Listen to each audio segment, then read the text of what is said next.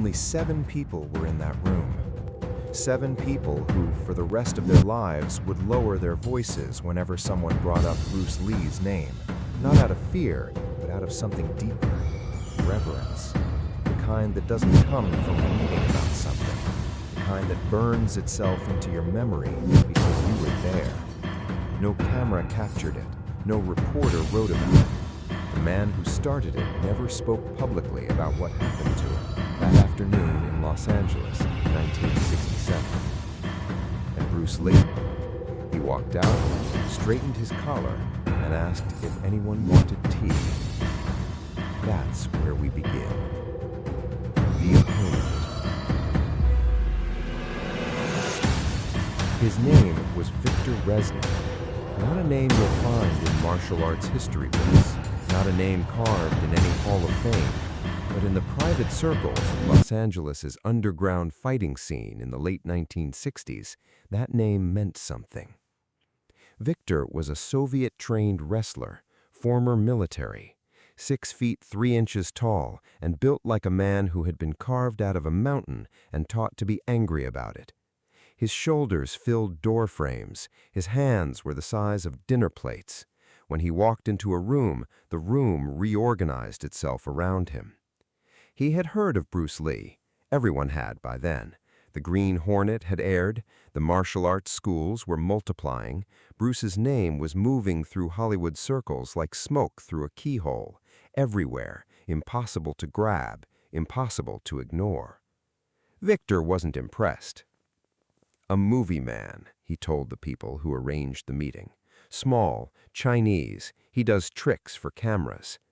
He said it with a smirk that the people around him laughed at, loudly, quickly, the way people laugh when a powerful man makes a joke they're not sure is actually funny.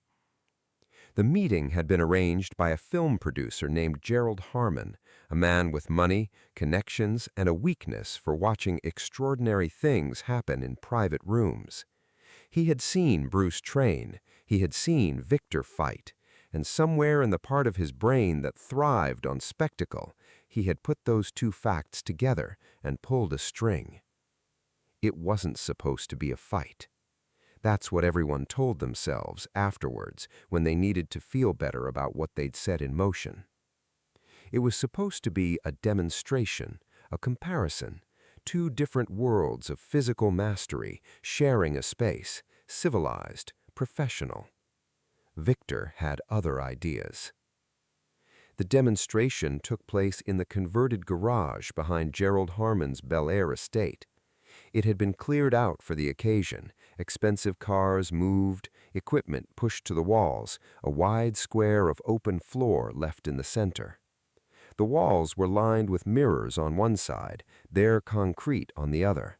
The lighting was harsh, industrial, the kind that showed everything and forgave nothing. 7 people arranged themselves around the edges of that square. Gerald Harmon himself, sweating slightly despite the air conditioning. 2 of Victor's associates, thick-necked men who stood with their arms crossed and their eyes already bored, as if the outcome were already obvious. A Hollywood stuntman named Ray Calloway, who had worked with Bruce on the Green Hornet and had begged to be included when he heard what was happening. A martial arts instructor named Danny Park, one of Bruce's students, who had driven Victor's associates from the hotel and had spent the entire car ride listening to them make jokes about little Chinese actors. And a woman. Her name isn't recorded anywhere because she never wanted it to be. She was Victor's companion that afternoon, elegant, composed, draped in a coat that cost more than most people's monthly rent. She stood slightly behind Victor with the specific kind of smile that belongs to people who have watched powerful men perform for most of their adult lives. She had looked at Bruce Lee when he walked in, and she had laughed. Not cruelly, not loudly, just a small, private sound, like something confirmed. Bruce was 5'7", 140 pounds at a heavy day. He walked in wearing a simple white t-shirt and dark trousers. No ceremony, no entrance.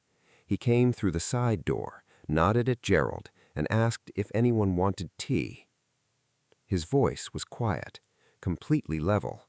The voice of a man who has already decided how this ends and is simply waiting for the present moment to catch up. Gerald cleared his throat and explained the terms. Again, demonstration only. Control your strikes. No injuries. This is a private event, gentlemen, not a competition. Victor nodded slowly, the way a man nods when he has already stopped listening. He began to move. His warm-up was its own performance. He rolled his neck. The sound was audible across the room. He raised his arms, and the muscles shifted under his skin like something tectonic. He bounced once on his heels, and the floor felt it. Ray Calloway later said it was like watching a building decide to become something dangerous. He was sending a message. The message was simple. Look at what you're standing across from. Bruce Lee stretched his neck once, rolled one shoulder, took a breath. That was it. That was the whole warm-up. Victor's eyes narrowed slightly. He had expected something, a matching performance, a display of kicks maybe, the spinning, impressive-looking things he'd seen in the movies, something that could be categorized and dismissed. The stillness confused him. He didn't show it, but it was there. They took their positions in the center of the floor. Victor fell into a wrestling stance, wide, low, powerful. His hands came up, open, ready to grab, his weight forward. He looked like a wall that had learned to walk. Bruce settled into his stance, and it was nothing like the movies. No dramatic pose, no raised fists held out for display. He stood with his body angled, his lead hand low and loose, his weight distributed like water finding its level. It was the stance of a man who had stopped performing martial arts approximately 10 years ago and started living it instead. The room went quiet. Ray Calloway held his breath. Danny Park's jaw tightened. Victor moved first. He didn't rush. He was too experienced for that. He advanced slowly, deliberately, cutting angles, trying to push Bruce toward the wall, to limit his movement. Classic wrestling strategy. Control the space before you control the man. Bruce moved. It was the first thing that stopped the room. He didn't retreat. He didn't plant his feet and brace. He moved, fluidly, laterally, with a footwork that seemed almost casual, but somehow kept him perfectly centered, perfectly out of Victor's preferred range, without ever letting Victor predict where he'd end up.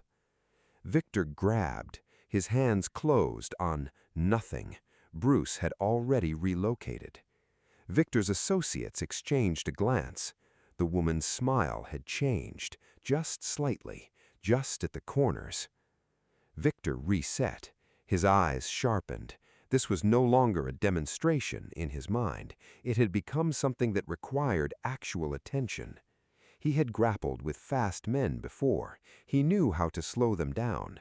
You pressure them. You make them feel your weight. Eventually, speed runs out of space. He pushed forward again. This time, he feinted left and grabbed right, a combination that had worked against trained fighters before. His right hand caught the fabric of Bruce's shirt at the shoulder. For 1/10 of a second, he had him. In that fraction of a moment, Victor's instincts fired. He felt the grab connect. He began to load his hips for the throw, the massive, decisive, crowd-ending movement that his body had performed thousands of times in training. It never completed. What happened next took approximately 3 seconds. 3 seconds that 7 people spent the rest of their lives trying to describe accurately.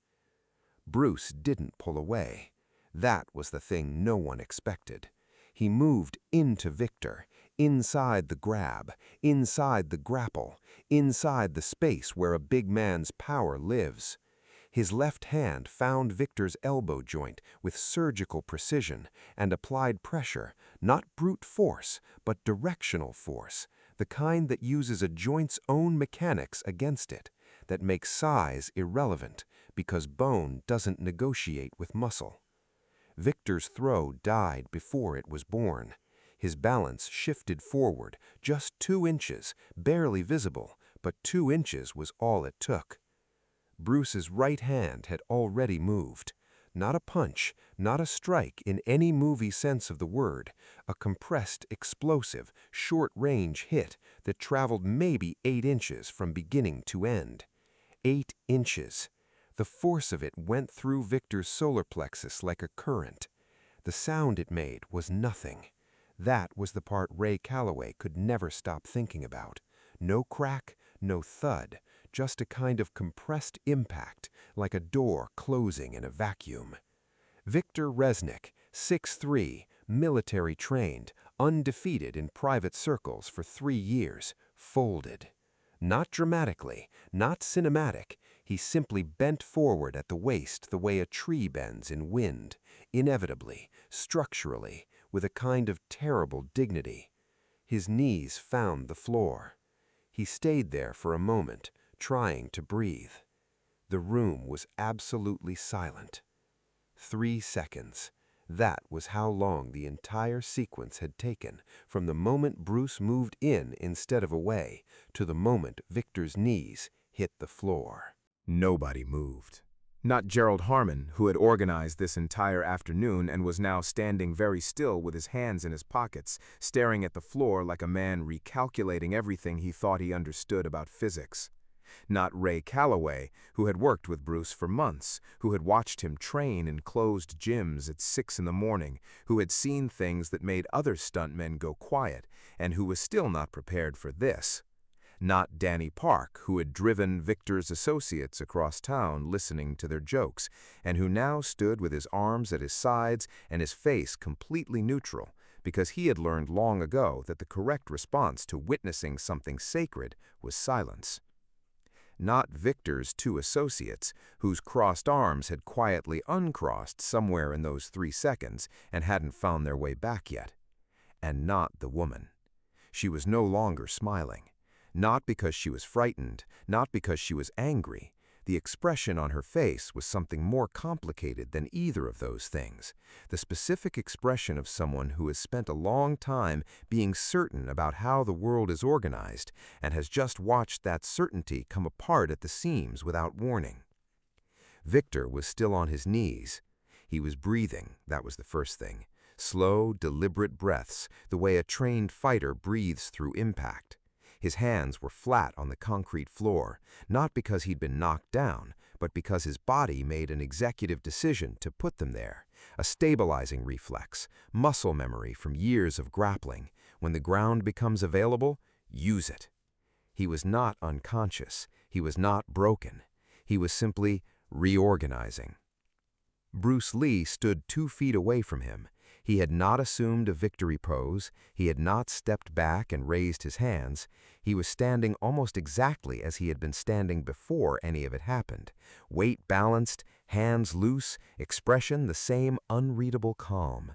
He was watching Victor with the focused patience of someone waiting to see what comes next, prepared for any of it, committed to none of it. That was the part that landed differently than anything else. The strike had been extraordinary. Everyone in that room understood they had seen something that existed outside the normal taxonomy of physical ability. But the stillness afterward, the complete absence of performance, the lack of any desire to be witnessed, that was the thing that followed people home. Ray Calloway would say it years later in a conversation he nearly didn't have because he'd promised himself he'd keep it private. Most fighters, after something like that, they want you to see it. They want the moment. Bruce just waited, like he was ready for what came next and wasn't particularly interested in what had just happened. 30 seconds passed. Gerald Harmon cleared his throat for the second time that afternoon. It was a smaller sound this time, more careful. "Victor?" he said. "Are you—" "I am fine."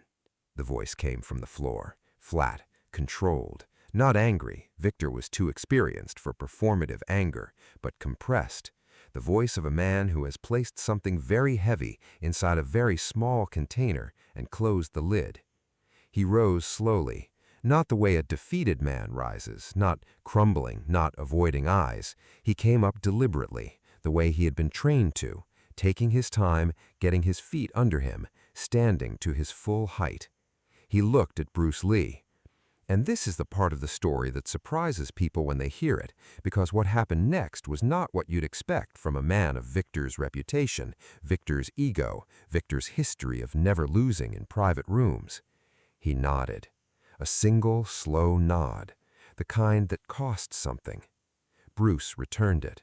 No words, no handshake, just that exchange, two men across a concrete floor, one of whom had just had his entire understanding of his own ability compressed into 3 seconds, and the other of whom was simply acknowledging that the other man had stood back up.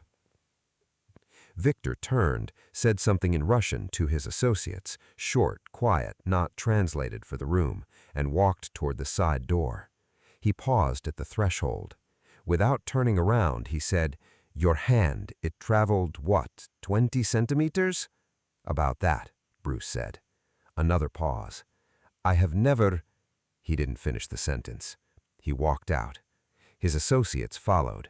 The woman followed, her coat drawn close, her eyes going once more to Bruce as she passed through the door, not with hostility, not with admiration exactly, but the careful look of someone filing something away that they do not yet have language for. The door closed. Gerald Harmon let out a breath he had evidently been holding since the beginning of the universe. "Well," he said. No one responded to that. They never spoke about it publicly, not because anyone asked them not to. No agreement was made, no handshakes over sealed lips. It simply didn't get spoken about, the way certain things that are too large, too strange, too far outside the architecture of experience tend not to get spoken about. Ray Calloway told his wife that night that he had seen something he couldn't explain. She asked him to try. He sat at the kitchen table for a long moment and then said, "You know how sometimes you watch something and you understand afterward that you had been wrong about something important without knowing you were wrong? Like a whole category of wrong, not just a fact." She said she didn't quite follow. He said, "Neither do I. That's the point." Danny Park drove home alone. He didn't turn on the radio. He drove the whole way in silence, turning the 3 seconds over and over in his mind, like a stone he was trying to see all the angles of, and by the time he reached his apartment, he had stopped trying to analyze it and had simply accepted it as a thing that had happened, the way you accept weather. Gerald Harmon made one phone call the next morning to a man he trusted, a fellow producer, someone who he knew was interested in Bruce and hadn't yet made up his mind about backing a certain project. He said, "Whatever he's asking for, give it to him." The other man asked why. Gerald thought about how to answer that. He thought about Victor on the floor. He thought about the 3 seconds. He thought about Bruce standing there afterward like a man waiting for a bus. "Just trust me," Gerald said. Victor Resnick left Los Angeles 4 days later. He returned to his work. His reputation remained intact in the circles that mattered to him because none of the 7 people in that room told his story for him. He continued as a bodyguard, as an enforcer, as a man whose size and reputation made rooms rearrange themselves. But people who knew him well said he was different after that trip. Not broken, not diminished, just quieter about certain things. He stopped making jokes about martial arts. When the topic came up, and in his circles it came up frequently, he would listen rather than speak. If someone dismissed a smaller fighter, he would say nothing. Once, a few years later, someone showed him a photograph of Bruce Lee from Enter the Dragon. He was in a room full of people who were loudly debating whether Bruce was the real thing or a Hollywood creation. Victor looked at the photograph for a moment. Then he put it down. "He is real," he said, and he walked to the other side of the room and poured himself a drink. And when someone pressed him, "How do you know? You're not even a martial artist," he turned around with an expression that ended the conversation immediately. He never explained further. He never explained at all. The thing that made Bruce Lee dangerous was not the thing most people thought Bruce Lee made dangerous. It wasn't speed, though he was faster than almost anyone who ever shared a floor with him. It wasn't strength, though pound for pound, he was built like a mechanism, every muscle calibrated, every movement an engineering solution to the problem of force. It wasn't technique, though his technical knowledge crossed systems and styles and philosophies in ways that were decades ahead of the culture around him. It was understanding. He understood something that Victor and most fighters, most athletes, most people who have built their identity around physical power never fully learned. That size is a story we tell ourselves.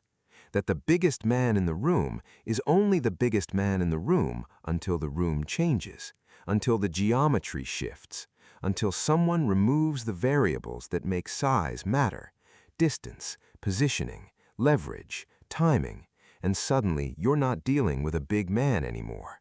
You're dealing with a body operating outside its own assumptions.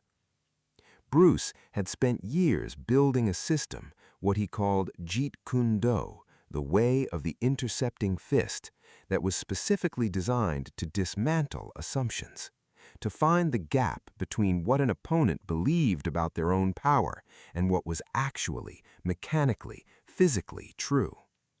He wasn't trying to beat Victor. He was trying to find the truth of the moment, the real truth, not the social truth of size and reputation and who walked in with the bigger aura. And in 3 seconds, on a concrete floor in Bel Air, the truth had spoken. Here is what is extraordinary about that afternoon in 1967. Bruce Lee never mentioned it.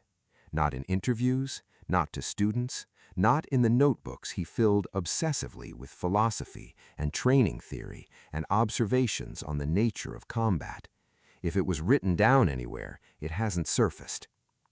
Because for Bruce, it wasn't a story. It was just Tuesday.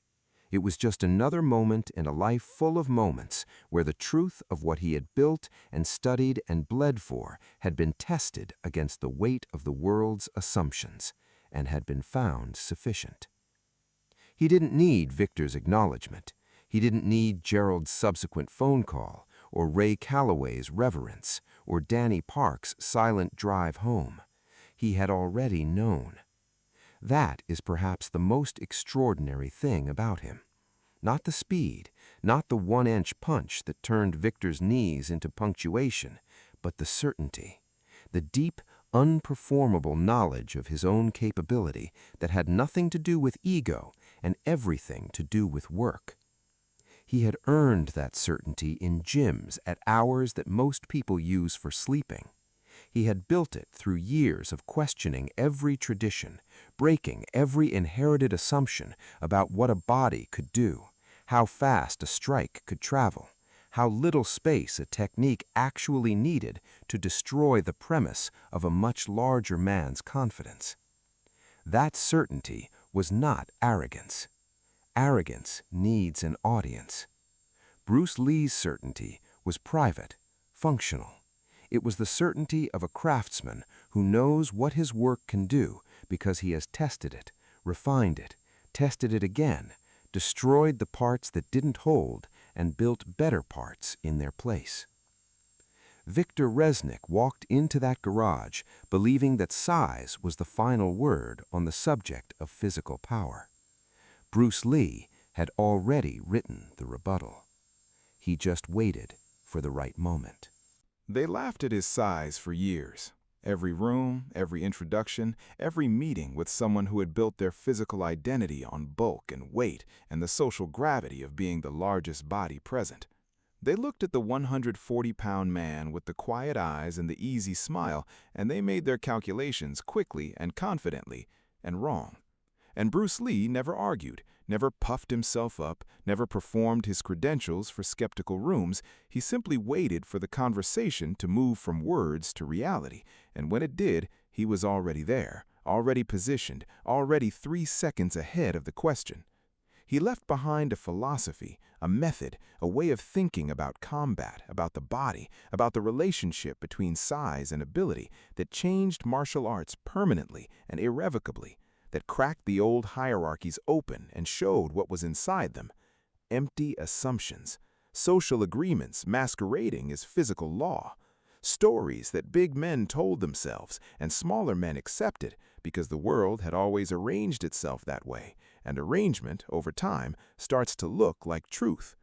Bruce Lee looked at all of it, every assumption, every tradition, every inherited idea about what a fighter should look like, what a body should weigh, what size meant in a real confrontation, and he said, no. Not loudly, not dramatically, in the way he said everything that mattered. Quietly, finally, with absolute certainty. And then he proved it, in gyms and garages and private rooms, and eventually on screens that the whole world watched. He proved it over and over until the proof became impossible to dismiss and the legend became impossible to contain. He was 5'7". He was 140 pounds. He was, by any conventional measure, the smallest man in almost every room he ever walked into. And he was never, not once, not for a single second in his extraordinary life, the least dangerous. Size is a shadow. Speed is real. Skill is permanent. And some men, rare men, once-in-a-generation men, carry a truth inside them so deep and so certain that the world has no choice but to eventually kneel before it. Bruce Lee was one of those men. The woman laughed at his size. 45 seconds later, 3 of which she will never forget for the rest of her life, she understood something that couldn't be unlearned. The smallest man in the room had already won before he walked through the door. If this story hit different, if you felt that, subscribe, because we find the hidden moments, the real ones, the ones history almost forgot. Every week, another legend. Every week, another truth that the world nearly let slip away. Subscribe. You won't regret it.